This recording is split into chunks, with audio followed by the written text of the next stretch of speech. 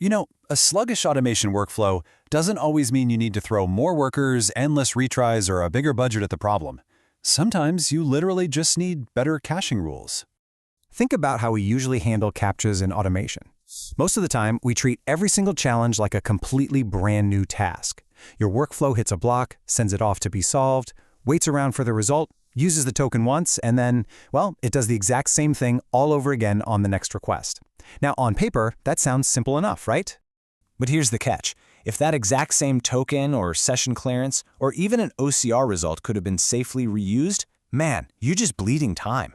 You're wasting API calls, and you're definitely chewing through your operational budget for absolutely no reason. The real secret here is that unlocking workflow speed sometimes just needs better caching rules. So let's break down how we actually do this. Here's our roadmap for today's explainer. First, rethinking workflow speed. Second, classify before you cache. Third, building the cache system. Fourth, measuring cache performance. Fifth, common caching mistakes. And finally, number 6, the practical takeaway.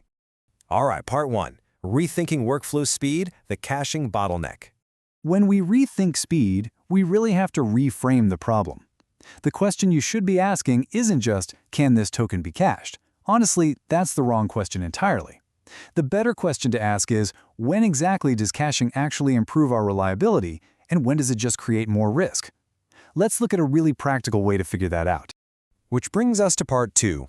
Classify before you cache. Because, spoiler alert, not every result is equal.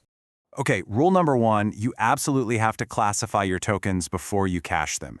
You cannot just slap a single blanket caching policy across every CAPTCHA type. It's a recipe for disaster. Some of these tokens are super short-lived. Others, strictly single use. Then you have tokens tied to a very specific action, or maybe a session, an IP, a proxy, or a specific page context.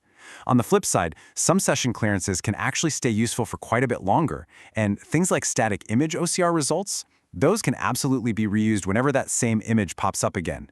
So before you do anything, ask yourself, is this specific result reusable, limited use, single use, or context-bound? Moving on to part 3. Building the cache system, architecture and lifespans. Rule number 2 for building this out. You need to use a safe TTL. If you're not familiar, TTL stands for time to live. It's basically the foundation of your system's reliability, dictating exactly how long a cached result should be trusted before it expires.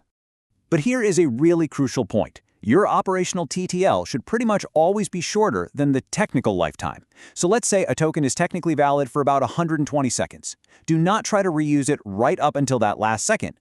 Think about it. Network delays, queue times, the validation process itself, all of those can cause a failure if you're cutting it that close.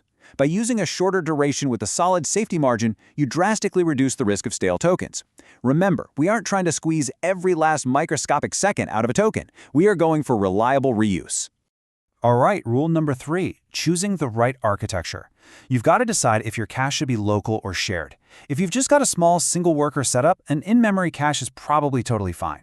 But if you're running a multi-worker distributed system, well, if they're relying on local memory, each worker is just going to end up solving the exact same challenge again and again because they can't see what the others have already cached. In that scenario, you absolutely need a shared cache, something like Redis, so multiple workers can see the cached tokens, avoid duplicate solves, and keep everything running consistently. Rule 4 is all about invalidation rules, and honestly, this right here is where so many caching strategies completely fall apart. Your system only works if it knows exactly when to stop trusting a token.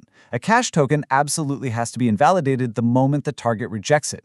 Obviously, it needs to expire when that TTL we just talked about ends, but it also might need to be dumped if an IP-bound proxy changes, if the session changes, or if the target site suddenly updates its CAPTCHA configuration.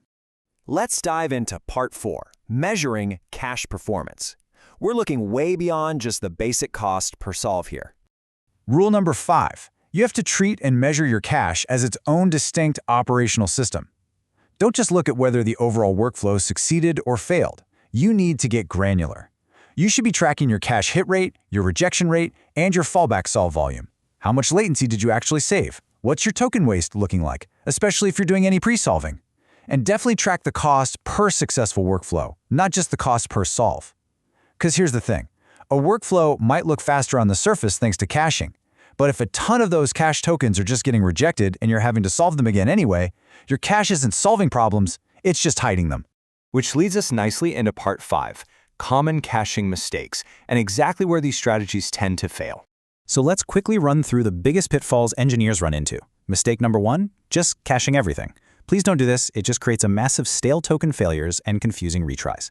Mistake 2, using the full technical lifetime as your operational TTL. Like we said earlier, always leave a safety margin. Mistake 3 is ignoring context. If a token is tied to a specific session or proxy or page, that context absolutely has to be baked into your cache logic. Mistake 4, relying on local memory in a distributed system and magically expecting all your workers to benefit. They won't. You need that shared cache. And mistake 5, pre-solving without measuring the waste. Pre-solving is great for reducing wait times for sure, but if pipeline demand suddenly drops, all those pre-solved tokens are just going to expire entirely unused. Finally, part 6, the practical takeaway, the operational shift. Let's hit a few quick FAQs before we wrap up.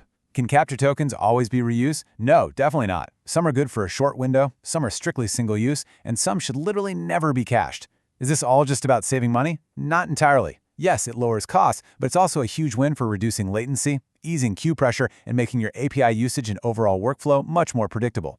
And is pre-solving always worth it? Only if your demand is highly predictable. Otherwise, you're just paying for tokens that expire in the bin. Also, quick reminder, this kind of workflow optimization should really only be deployed in environments you own or where you're explicitly authorized to do so. So, the core philosophy of this explainer is this. Caching is a powerful operational system, but it absolutely demands clear reuse rules, conservative TTLs, strong invalidation logic, and proactive monitoring. So, I want to leave you with a bit of a challenge. Before you go out and add a bunch of new workers or spin up a complex distributed cache, take a hard look at just one of your workflows. Ask yourself, which of these results are actually safe to reuse? Which tokens should absolutely never be cached under any circumstances? And ultimately, where are repeated, unnecessary solves just creating pure waste in your system?